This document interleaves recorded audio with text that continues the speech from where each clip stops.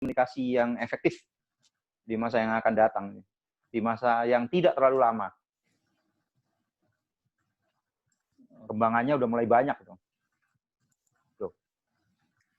Oke, tadi saya sempat lupa nge-record, Mas. Waduh, kita nggak perlu ulangi dari awal, kan? Enggak lah, udah. Sudah saya record sekarang. Itu. Ya itu, media sosial itu akan jadi ini masa depan nantinya. Semua ya, multi platform ya. Ya apa namanya? Ya Facebook, ya Twitter, ya Instagram, YouTube, podcast, nanti itu semuanya akan dibutuhkan untuk komunikasi. Jadi menurut Mas Koko tetap satu modal lah ya? Iya, satu modal. Saya rasa kalau yang mau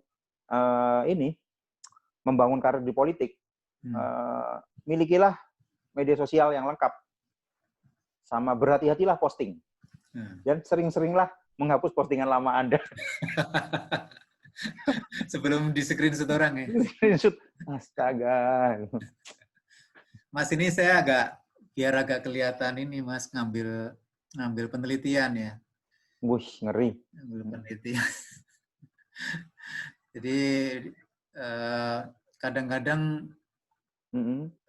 ya itu satu kesimpulan sih dari penelitian bahwa pemuda dalam partai politik itu kurang mendapat kesempatan di sana waktu dia di dalam gitu, Mas. Tapi ini saya ngambil penelitian yang dia melakukan penelitian adalah partai lama nih. Ada dua partai XXX dan XXX. Ya. Ya di sana dari kesimpulan itu kurang mendapat tempat mereka di partai tersebut itu. Terus ini survei 2011 dari survei LSI itu dia menanyakan kepada yang di survei itu ya, 15,4% responden menganggap politikus muda itu lebih baik, tapi 23,8% menganggap senior lebih baik dibanding politikus muda, 37,6% menganggap politikus muda sama saja.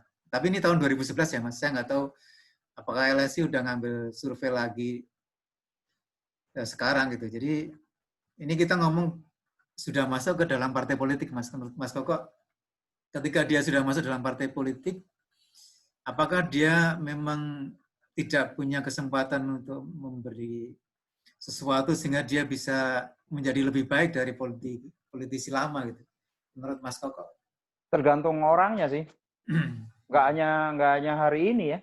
Dari tahun 45 ketika Soekarno-Hatta diculik sama pemuda di Rengas Dengklok, itu kan juga sama. Generasi tuanya nggak mau nurut gitu. Ya, diambil sama anak muda, mereka ambil gerakan gitu, ambil langkah gitu. Dan bahwa anak muda sering disepelekan itu bukan hal baru. Di banyak partai politik juga seperti itu ya. Memang harus nunjukin otot, Mas. Kalau nggak gitu ya nggak akan pernah dapat kesempatan gitu. Saya ada ini juga. Ini mana tadi ya? Ini tahun ini ya. Beberapa tahun terakhir ini ya. Emmanuel Macron itu menjadi presiden di Prancis pada umur 39 tahun. Ya. Saya banyak beberapa juga ini, terutama yang perempuan ya. Ada Sanna Marin. Sanna Marin umurnya 34 tahun. Perdana Menteri Finlandia. Dan ini langkah-langkahnya dia menghadapi COVID itu banyak dipuji. Ya, baru kemarin itu ya, tahun-tahun kemarin ya. Betul. Ini juga ada Jacinda Ardern. Ini umurnya hampir 40 ya. 39 tahun, mau 40 ini sebentar lagi. Dia Perdana Menteri Selandia Baru. Oh iya. Perempuan juga. Satu lagi Zuzana Kaputova, itu Presiden Slovakia. Presiden perempuan pertama. Umurnya 46 tahun. Kalau dia harus bertarung sungguhan untuk nunjukin, gue muda tapi gue punya isi. Harus seperti itu. Dan tidak mudah untuk membuktikannya. Indonesia itu ada beberapa juga di partai politik yang melakukan perubahan kayak gitu. Saya mau kasih contoh PKI, enak nggak ya? Nggak enak ya saya ceritanya.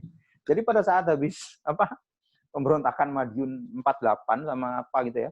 Itu PKI sebagai partai politik itu kocar-kacir. Hancur lebur.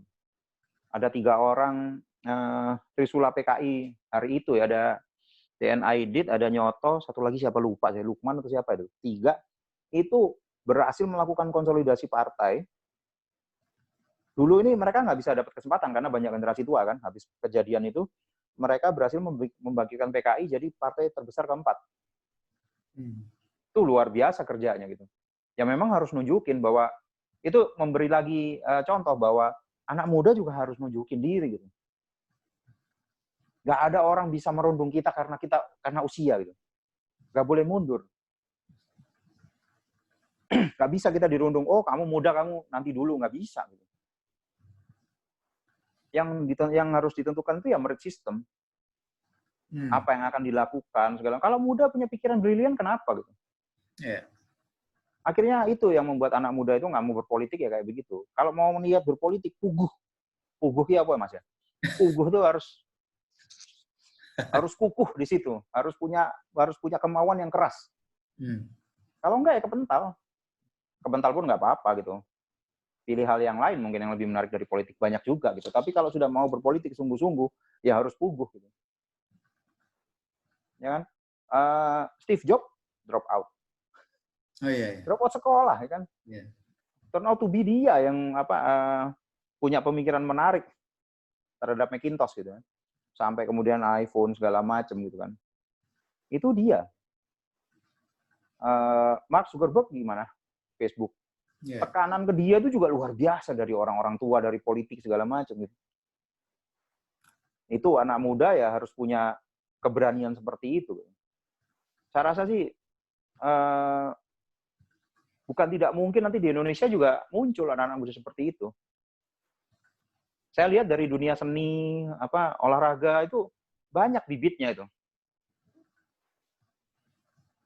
Banyak bibitnya. Kalau mau digali lagi, misalnya nih ya, saya juga belum tahu. Anak atau cucu dinasti politik ternyata punya kemampuan yang baik, ya harus didukung juga. Gitu. Kalau nggak benar, ya nggak didukung. Kayak gitu. Siap.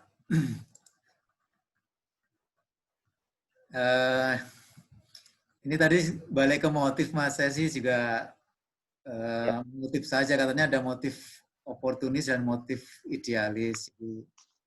Ini sebenarnya gini Mas, ini diambil waktu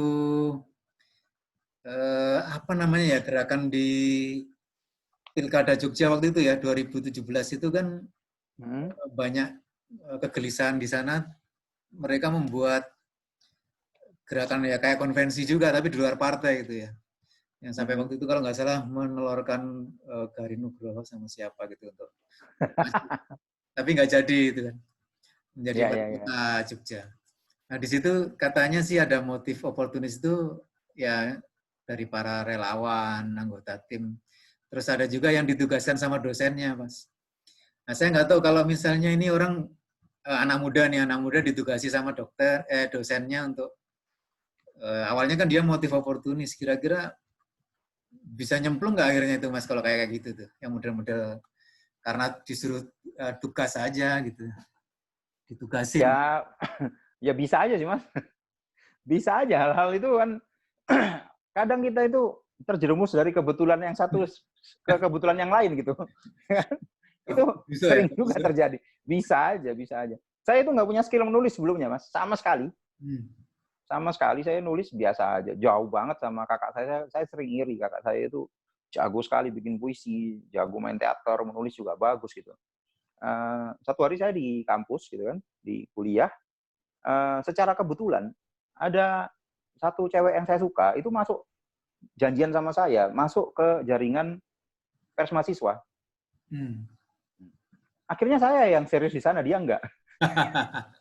Ya, bisa begitu. Hidup tuh bisa begitu. Motivasi awalnya bukan itu ya?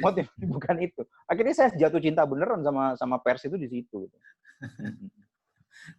Nah, ketemu istri juga kebetulan, ya kan?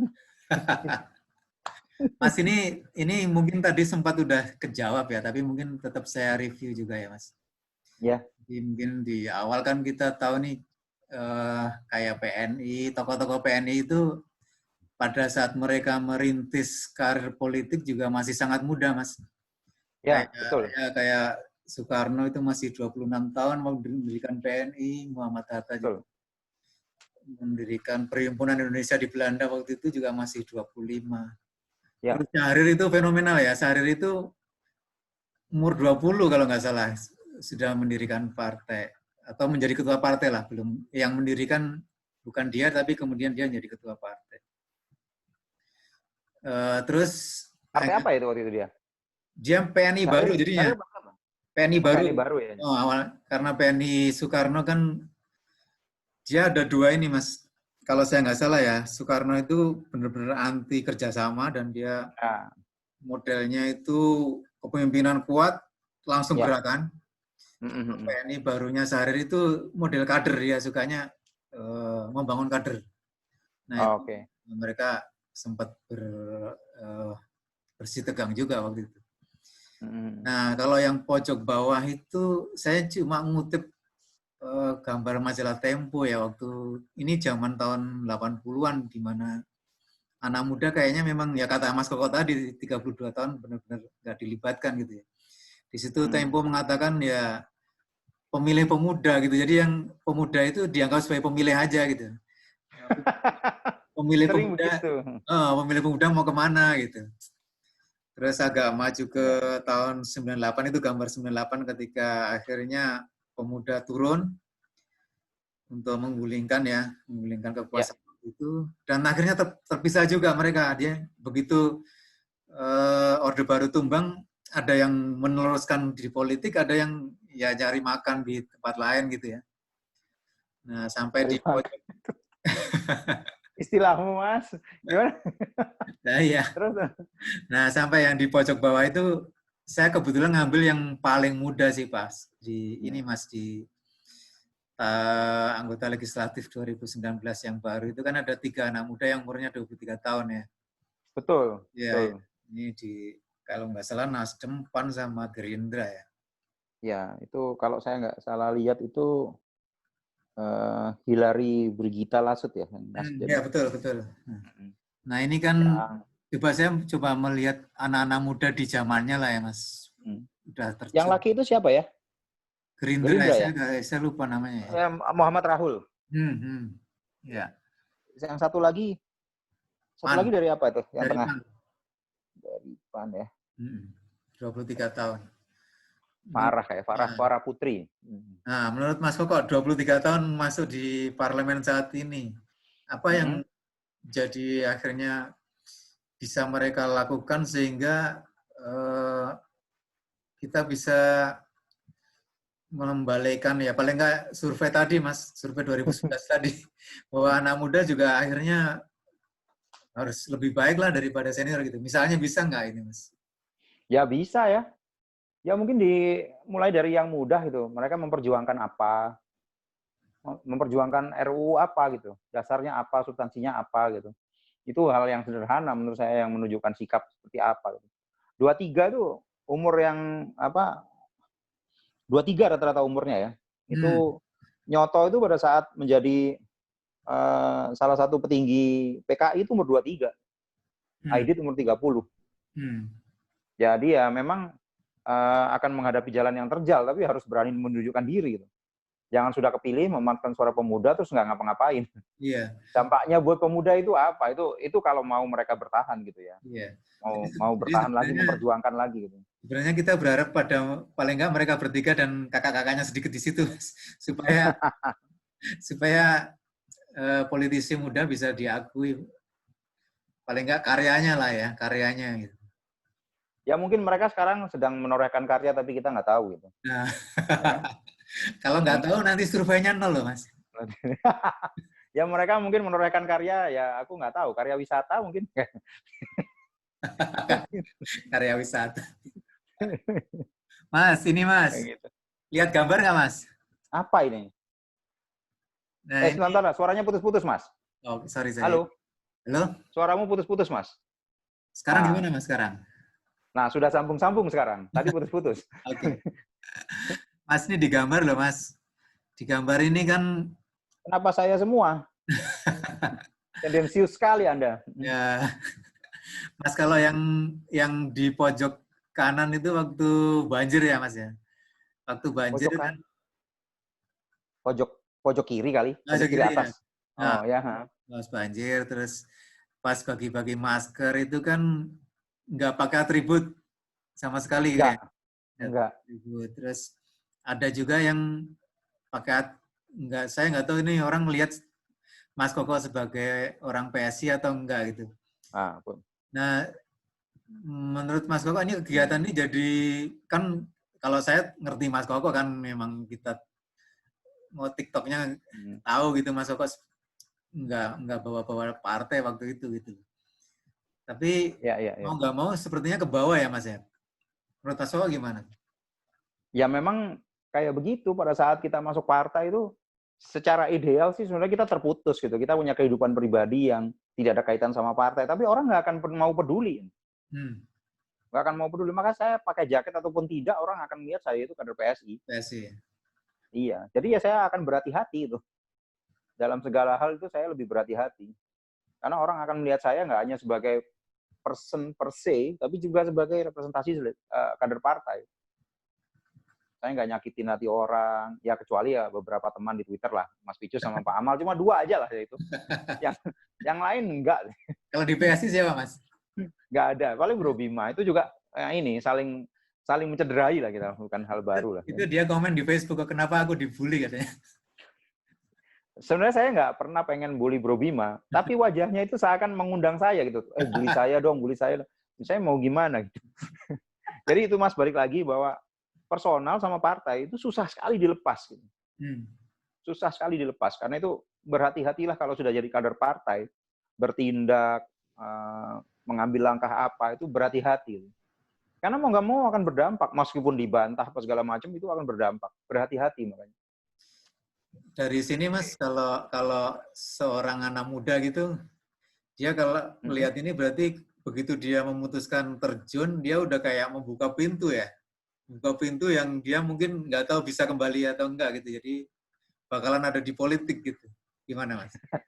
Gimana? Membuka pintu gimana? Membuka pintu ke suatu Suaranya dunia putus-putus. yang dia mungkin nggak bisa balik karena akan melekat terus kan, kayak Mas Koko ini melekat akhirnya nih. Ya nggak juga, Mas. Kalau emang nggak tahan ya keluar atau ambil langkah yang lain, nggak ada salahnya juga gitu. Angka 1000. Kalau memang kalau memang puguh ya tetap terus di partai gitu. Ambil langkah untuk partai karena mungkin punya tujuan gitu. Kalau saya ya punya tujuan.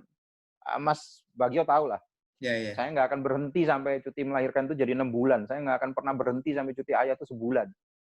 Saya tidak akan pernah berhenti sampai semua perusahaan, kantor, pasar, segala macam itu ada ruang menyusui untuk ibu. Sampai itu terjadi, saya akan tetap sampai hari ini saya memutuskan berpolitik karena kelompok rentan itu tidak diurus. Menurut saya ya itu masih kurang perhatian. Ya selamanya saya akan ada di situ. Okay. Saya akan puguh di situ. Kalau memang nggak tahan ya saya keluar, saya akan berjuang dari luar gitu untuk tujuan saya. Gitu. Kira-kira kayak gitu. Anak muda pun sama, kalau memang masih punya tujuan, ayo bergerak. Dan harus puguh, kalau memang di politik ya harus puguh. Puguhnya itu ya kalau merit sistem sesuai dengan sistem ya harus sistem gitu. Mas, gitu. Lihat gambar Mas. Ini apa lagi ini? Putus. Iya, lihat. Nah, masih putus-putus nggak suara saya? Udah nggak ya? Nggak, udah bagus. Oke Mas, kalau anak muda yang di luar politik kan kalau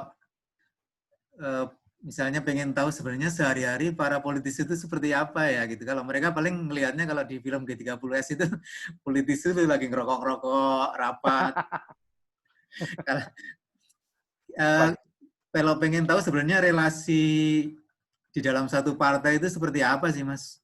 Mungkin ya di DPP kalau saya lihat. Kalau di PSI sendiri saya merasakan tidak seperti bayangan saya. Bayangan saya itu menakutkan sekali gitu. Ketika saya akan masuk partai politik itu, aduh serem banget nih. Ternyata enggak. Proses dialektikanya berjalan lancar. Meskipun saya kerap foto ketawa-ketawa, saya kalau lagi ribut sama mereka ya ribut beneran gitu. Cuman habis itu ya enak gitu, nggak lama kita ngobrol, oh ternyata begini ya gitu. Nggak serem-serem amat gitu, nggak sesuai bayangan saya gitu. Jadi ya kalau memang berpolitik ya itu harus berani punya sikap, tapi dengan tetap pegang fatsun. Sopan santun berpolitiknya harus tetap dipegang gitu. Kalau bahasa kitanya unggah-ungguh lah. Oke. Unggah-ungguhnya harus tetap kita pegang gitu. Terus habis itu punya sikap, itu yang penting gitu. Tapi dalam hubungan personal sehari-hari itu seberapa cair sih, Mas? Atau mungkin ada sekat tertentu itu? Saya sih enggak ya, saya ngerasa enggak gitu. Saya bisa ngomong kapan aja itu sama teman-teman yang ada di foto ini.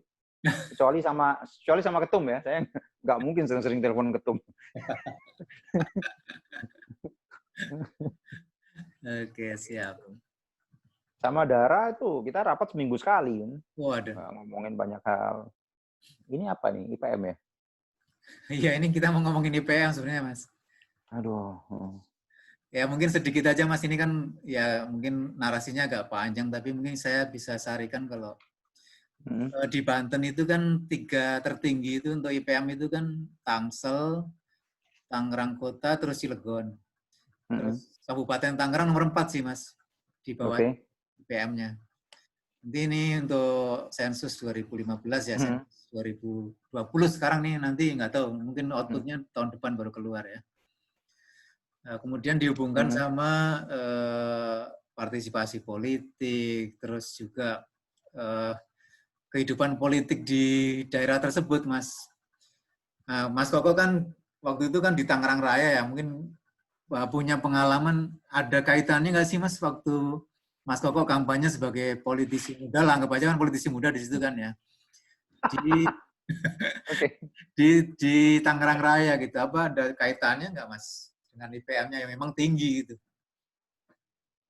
Kalau IPM tinggi itu enaknya kita mungkin saya bisa banyak ngomong program saya gitu. Program-program saya yang tentang kelompok rentan gitu. Untungnya kelompok rentan itu juga mencakup kelompok miskin ya. Jadi kalau yang IPM-nya rendah, saya ngomong juga program untuk kelompok rentan yang bisa diketahui oleh arus bawah. Tentang PKH, tentang BPJS, akte kelahiran, apa segala macam. Nah, kalau yang di ini IPM-nya tinggi, saya bisa ngomong tentang ini pentingnya cuti melahirkan, pentingnya ibu menyusui itu dikasih ruang, fasilitas apa yang dibutuhkan, saya bisa ngomong. Selain ngomong fasilitas tentang kependudukan. Karena kebutuhannya mereka di situ. Makanya hasilnya 7.000 tuh ya, Mas ya? Ya lumayan lah. Nggak jelek-jelek amat lah. Mantap. Tapi itu tadi ya Mas ya. Saya cuma mau balik lagi ke yang penggunaan medsos. Penggunaan medsos itu di masa yang akan datang, saya yakin tidak terlalu lama gitu ya. Cara-cara kampanye yang memaku pohon, nyampah di mana-mana itu akan berkurang drastis. Orang itu akan ke medsos. Dan medsos itu akan menguliti kita sampai titik paling dalam. Apabila kita tidak tampil apa adanya, apabila kita dibikinkan admin, segala itu akan ketahuan dengan mudah. Gitu. Kita akan semakin sulit untuk membangun persona terhadap diri kita. Kecuali menjadi diri sendiri. Itu media sosial akan playing strategic role di masa-masa yang akan datang. Siap. Ini apa lagi? Ini Mas, ini kan saya ngambil, ini kan konvensi udah berlalu ya Mas. Ya, putus suaranya. Konvensi kan udah berlalu. Ya. Nah, apa-apa kan Mas udah gagal kan. Nah ini perlu ya gagal-gagalin gitu. Nggak apa-apa. Terus? Ini Mas, waktu itu kan ada beberapa poin lah yang menurut saya nggak sempat didalami gitu karena waktu ya. Yang pertama itu masalah sampah. Sampah di Tangerang Selatan ya. Waktu itu Mas Koko kan konsepnya bagus sekali, tapi nggak sempat didalami oleh Dewan Juri waktu itu karena waktunya. Yeah. Nah kebetulan ini nggak tahu kita momen diskusinya molor terus Cipecang ya.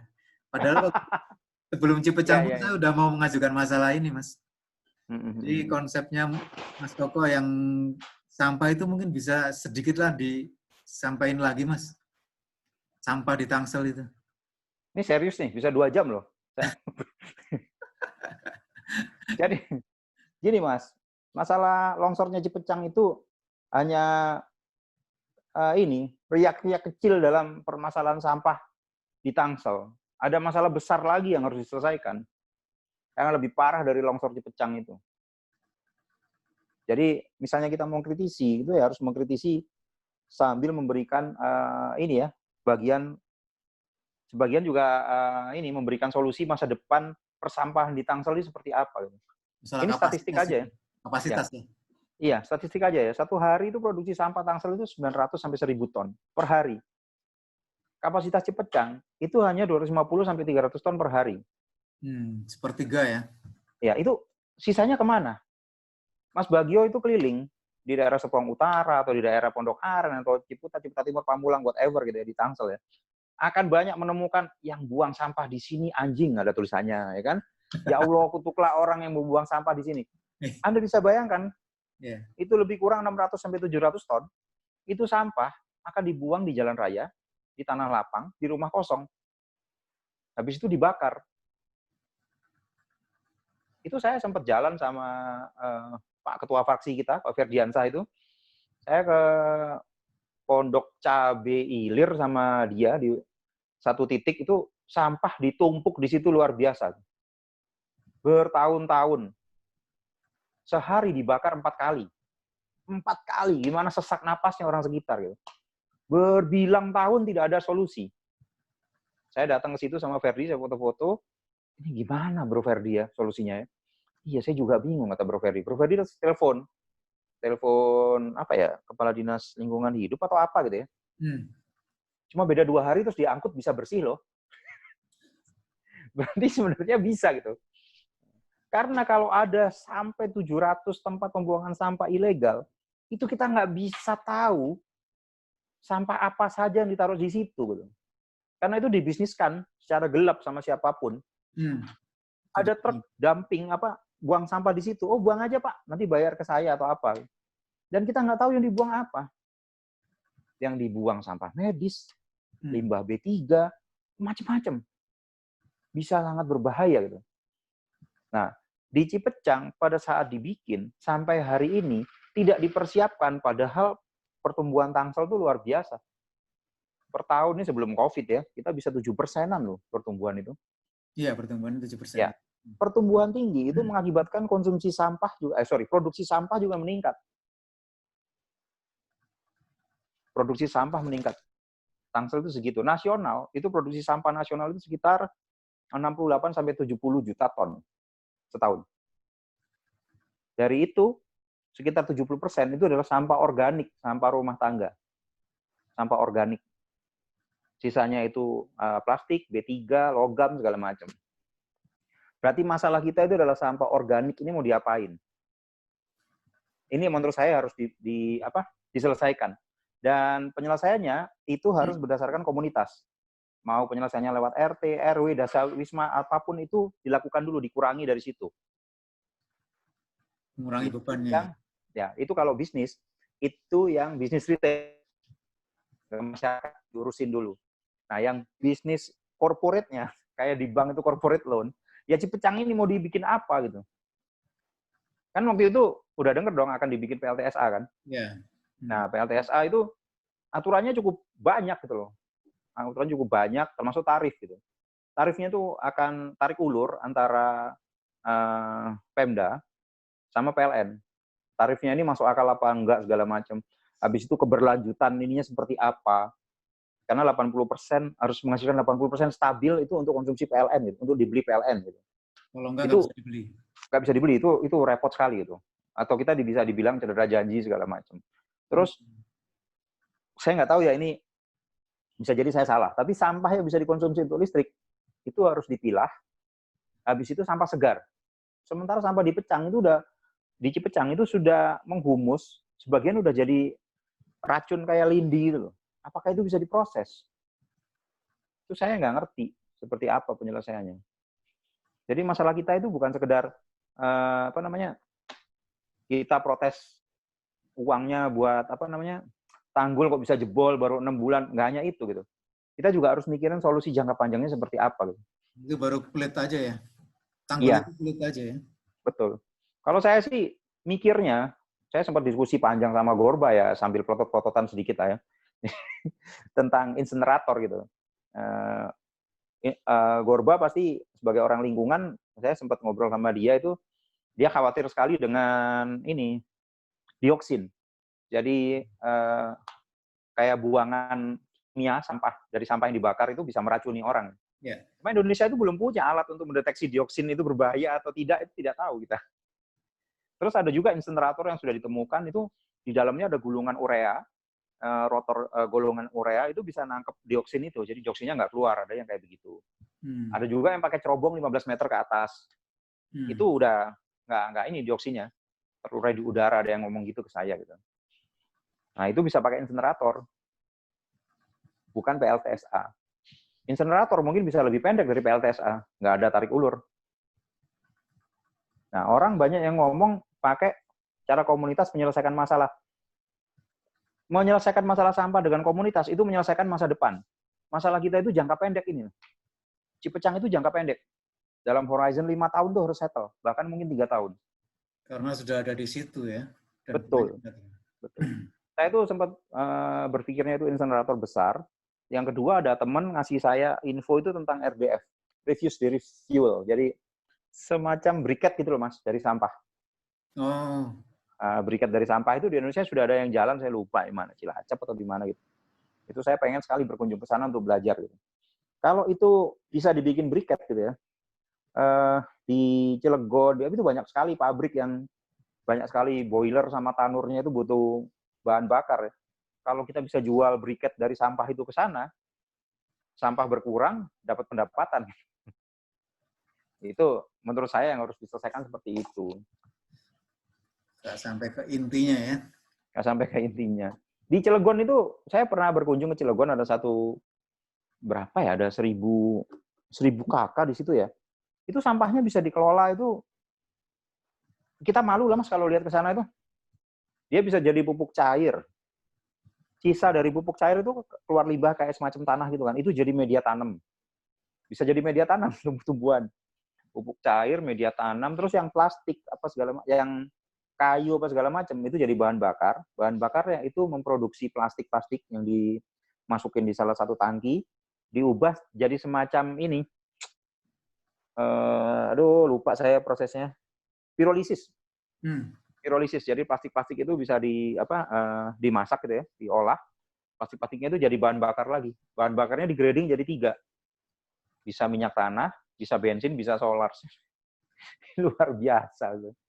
Masyarakatnya bisa diajak gitu. Dan sampah itu sebenarnya yang lebih bisa diajak bicara itu adalah kelompok menengah ke bawah loh justru. Karena ada dampak ekonominya kalau berdasarkan komunitas. Ini yang harusnya dijajaki. Kadang-kadang orang udah susah ngajak orang susah.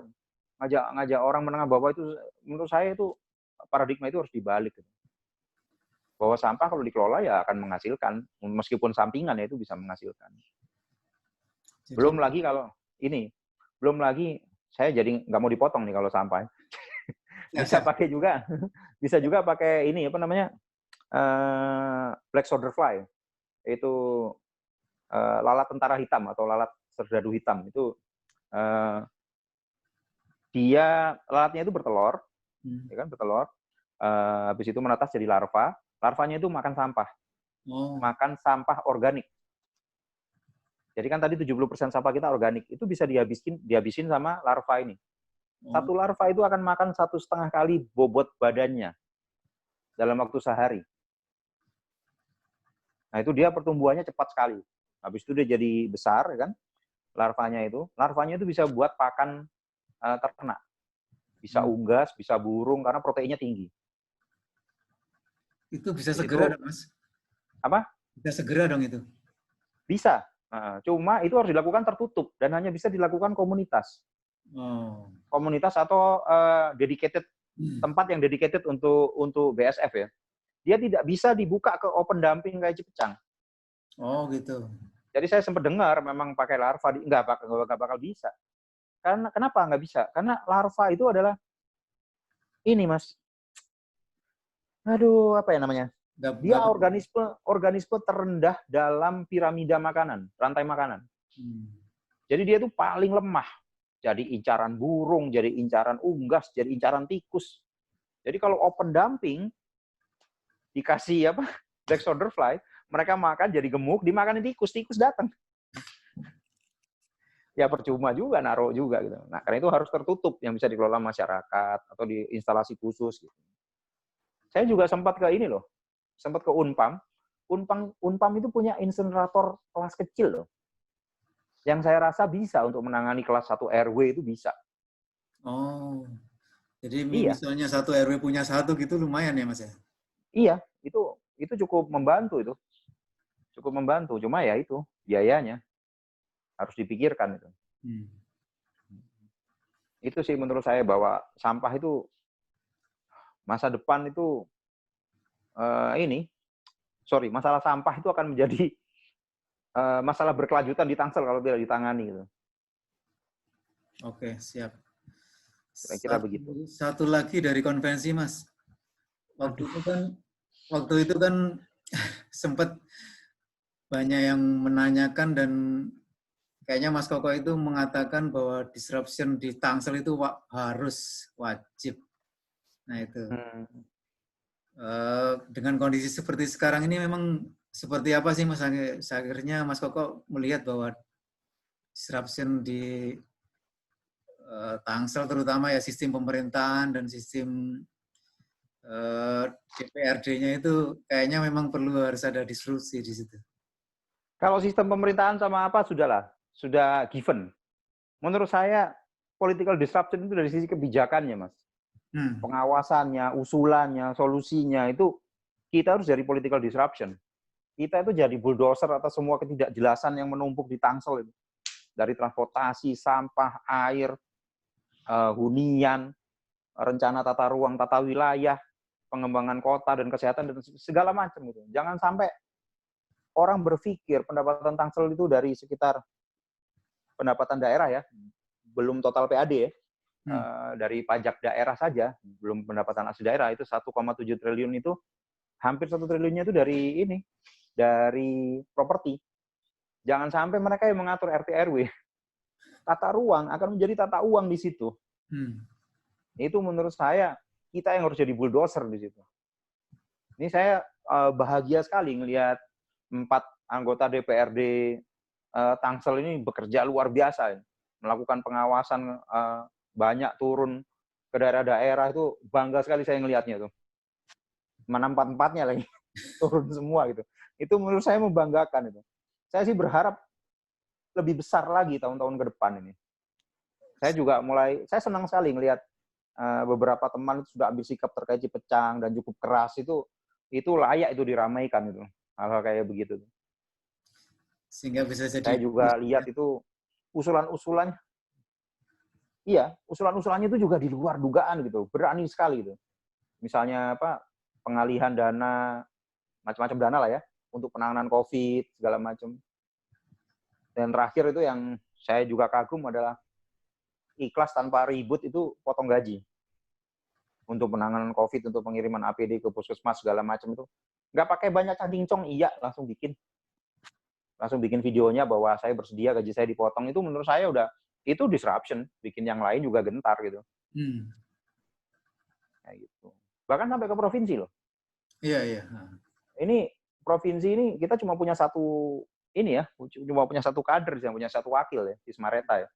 Tapi Sismareta itu menjadi rujukan media di provinsi itu ya, terkait merger Bank Banten dengan BJB.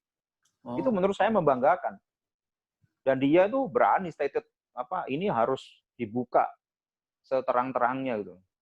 Ini saya juga baru dapat info Sismareta itu dari PSI dia menandatangani hak interpelasi sudah menandatangani hak interpelasi kepada Pemprov Banten. Itu berani sekali. partai yang lain yang anggotanya banyak itu nggak berani tanda tangan. Dia seorang diri, alone against the world, berani banget. Mantap. Itu menurut saya disrupsi gitu. Disrupsi. Saya juga lihat anggota-anggota DPRD kita yang di Tangsel itu berani pasang badan lah, ribut dengan kepala dinas ini, kepala dinas itu, lurah juga didatengin segala macam. Itu menurut saya mendobrak lah, mendobrak. Dan saya dengar selama ini ya, saya dengar itu hal positif semua. Saya senang sekali. Senang sekali. Itu arah disrupsi itu semakin jelas gitu. Yeah. 4 orang tapi mampu mengoyak-ngoyak mengoyak-ngoyak satu Tangsel. Semoga sih tahun-tahun ke depan kita bisa lebih banyak punya dewan ya. Ya. Itu. Mas, ini tabel aja nih tahun lama ya, 2017. Nggak lama ya, lumayan. Ya. Cuma kita kan ngelihat kalau dari gambaran kinerjanya aja sih, Mas. Ini waktu PSI belum ada sih. Jadi kalau lihat 2016, 2017 itu sama sekali nggak ada peraturan daerah yang dihasilkan ya. Terus 2019 dikebut. Kayaknya emang maksud saya ini mendukung pernyataan Mas Koko tadi ya, memang disruption itu kayaknya memang diperlukan. Iya. Ya kita. Saya rasa biasanya ini Mas, anggota DPR itu paling tidak mau dikritisi, yang dikritisi kinerjanya itu nggak mau. Kayak telat nggak mau dikritisi, sering bolos menurut dia wajar. Ini jumlah perda yang dihasilkan ternyata tidak sebanding dengan pendapatan mereka. Mereka akan berkilah juga. Oh, kinerja saya tidak bisa dilihat hanya dari menghasilkan berapa perda gitu. Iya, terus, kan dia udah banyak waktu dihabiskan buat studi banding kan.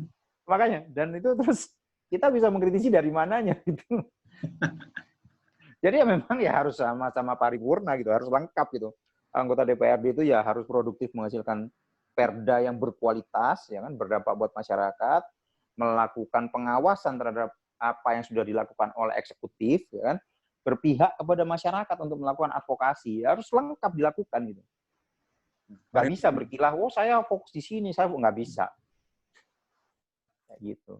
Ya saya berharap ini tidak terjadi lah nanti.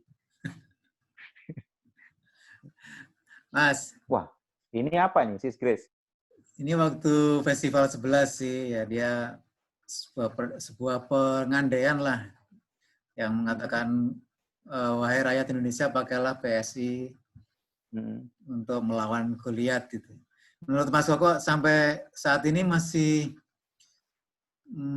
sesuai nggak nih Mas pengandaian PSI sebagai kerikil yang bisa dilemparkan ke Galut ini? Sampai hari ini ya terbukti. Gimana kiprah legislatif kita di DKI? Ruang fraksi itu nggak pernah sepi. Laporan itu datang silih berganti terkait pemerintahan segala macam. Sampai hal-hal yang nggak kita duga gitu. Itu ke sana. PSI Tangsel juga sama gitu. PSI Tangsel juga sama. Coba saya tanya tentang Cipecang ini, partai yang lain bergerak nggak? Semarah Bro Aji sama Bro Alex nggak? Membuat pernyataan sikap sekeras Bro Alex sama Bro Aji nggak di mana-mana gitu? Masif sekali loh. Udah berapa hari Cipecang itu PSI terus. Ya memang apa yang dikatakan Sis Grace itu valid sampai hari ini. Ya sayangnya nggak tahu kenapa waktu itu nggak nyampe ke masyarakat ya Mas. Padahal itu pesannya itu sangat ya harus tidak ada hal yang percuma Mas, dan tidak bisa ditarik ke belakang. Sudah. Lupakan, udah nggak usah turning back ya kan, udah jalan kita ke depan gitu. Nggak apa-apa gitu. Ya itu wajar lah. Itu wajar, kita dapat kurang dari 2% ya. Nggak apa-apa, namanya juga perjuangan. Yang penting tadi Mas, puguh. Ya kan? Kita puguh dulu. Ya. Kayak gitu. Oke Mas Koko, kita 1,5 jam ternyata Mas. Waduh, 1,5 jam ya? Aduh. Nggak keras. Saya ngomong nggak ada yang sensitif ya. Iya. Kecuali kalau Brima nggak apa-apa lah sensitif. Belum, Mas Koko sampai nggak sempat minum nih. Oh enggak, saya memang jarang minum. Oh gitu ya. Saya malah grogi kalau minum. Mas, closing Mas buat anak muda dengan politik ini gimana Mas? Closing aja Mas. Ya, teman-teman generasi muda Indonesia, politik membuka banyak sekali peluang dan juga harapan. Masuklah di sana jika Anda ingin melakukan perubahan. Belajarlah di sana. Semakin mudah belajar, semakin baik. Jangan masuk politik itu pada saat udah mau menyerah atau gimana gitu, atau udah mau frustasi dengan hidupnya baru masuk politik. Tidak. Belajarlah dari awal. Tidak ada yang percuma. Jika memang tidak cocok, baru. Orang politik bisa disambi juga kok. Bisa bersamaan. Bisa bersamaan. Jangan baper, jangan menyerah, uguh. Indonesia butuh anak-anak muda untuk melakukan perubahan. Kira-kira itu, Mas. Siap, siap. Terima kasih banyak waktunya, Mas Koko. Sama-sama. Sharing ilmunya semoga sangat bermanfaat buat teman-teman yang menyimak, dan nanti mungkin kita upload lah rekaman kita. Oh ya. Ke YouTube. Baik, baik. Ya, Mas. Terima kasih banyak. Sukses untuk tugas-tugas ke depan, Mas. Apa? Tugas apa? Ya. Anda mengirim kode dari tadi. Pokoknya Mas pasti banyak tugas ke depan lah. Amin. Iya Mas, baik. Terima kasih banyak Mas Bagio. Ya, kita nanti ini Mas, minggu depan doain kalau bisa terlaksana, kita mau roundup table Mas sama Kepala Dinas Pendidikan Tangsel. Untuk ini, evaluasi sekolah kemarin ya. Dan juga mungkin nggak tahu nih new normalnya seperti apa untuk sekolah ya. Kita pengen langsung dari Kadisnya. Cocok. Terbuka atau itu? Terbuka atau tertutup? Seperti inilah, tapi nanti beberapa narasumber dan kita live di Facebook. Kalau misalnya ada yang mau bertanya juga kita bisa sampaikan. Baik. Wah, saya memantau itu pasti. Siap. Khawatir saya. Makasih Mas Koko. Sampai jumpa. Sama-sama Mas. Ya, selamat Sampai jumpa.